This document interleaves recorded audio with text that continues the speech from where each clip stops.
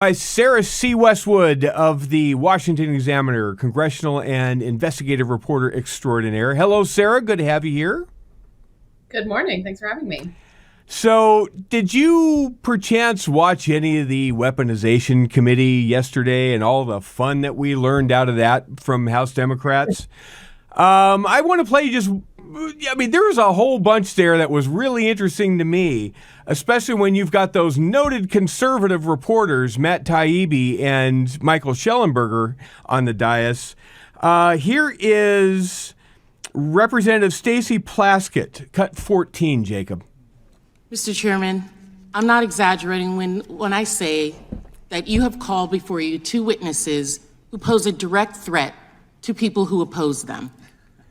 Sarah Westwood, your brethren within the D.C. Manhattan Beltway Corps, they seem to think that all authoritarianism and totalitarianism is emanating from Fox News and Tucker Carlson and Ron DeSantis. But where are they with all this stuff that we heard yesterday?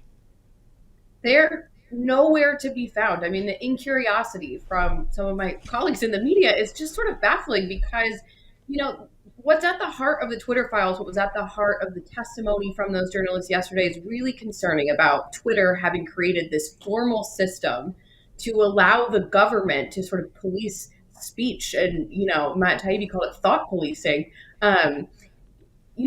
Through Twitter and allow the intelligence agencies to sort of control what information could be out there while maintaining this lie that they're a private company that is acting neutrally in public. And when that was not the case, I mean, it's a really concerning thing to have happen. And, this is a regime that sort of treats all dissent as like threatening opposition. And that's kind of what you heard the ranking member talking about there. But outside of, a couple of places, you at the Examiner, your colleagues at the Examiner, outside of a couple of conservative outlets, does anybody in legacy media understand the irony of the media coverage this week versus the reality of that hearing yesterday? Well, I think that they don't care is the thing. They Yeah, have sort of that's a good point. this productive alliance with the government, with Democrats in power. And so, exposing the way that works really works against their interests in a lot of ways because these arms now are all sort of working together, right? The corporate media, big Absolutely. tech, and government. And so why would they want to disturb an arrangement that's working pretty well for them? But they're not content even to let, conservative journalists or conservative speakers have even their little corner of society. They just want them totally, Eliminated. Exactly. Yeah. Exactly right. Speaking of eliminated, it's not going to see the light of day so long as Kevin McCarthy is Speaker of the House. But Joe Biden dropped his budget. I saw some estimates are if he got his will in this budget, it would the federal debt would look something like $51 trillion when all is said and done. There's a piece over the Washington Examiner right now by Sarah Westwood that has 6 takeaways. Sarah, why don't you give us a couple that you think are of note that we need to know about?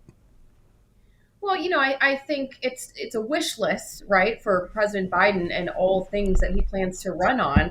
One of the things that sort of stuck out to me is that, he got nearly $400 billion for climate clean energy projects in the Inflation Reduction Act that Democrats passed last year. And yet this contained just hundreds of billions more for more and more climate projects. I mean, it was a huge focus of the budget. Every federal agency had billions of dollars going towards some sort of climate or environmental justice project or something of that nature. So that the whole climate agenda has really overtaken so much of what the federal government is doing, even when you're not just talking about what's going on at the Department of Energy or EPA. So that was a big one. The Biden administration is claiming that would be a deficit reduction budget, but that relies on a set of tax hikes, that have really no chance of passing Congress. But some of this big spending stuff does. And that is going to sort of blow up the deficit. Yeah, I think so too. When you went through it to write this piece, looking at least partially through the budget, did you get to the part about the student loan forgiveness program? The Biden administration hasn't loved talking about that. That wasn't one of my That's takeaways. that's because it's not in there.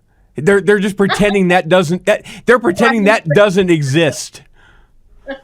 Well, I think there's a realistic expectation of that being struck down in court, and the Biden administration doesn't seem to be fighting that hard to keep it alive. Yeah, I think so too. Read everything that Sarah writes over at the Washington Examiner, and you can link through it on Twitter at Sarah C. Westwood. Sarah, great stuff as always. Great to have you on the show. We will talk again next week with Hugh.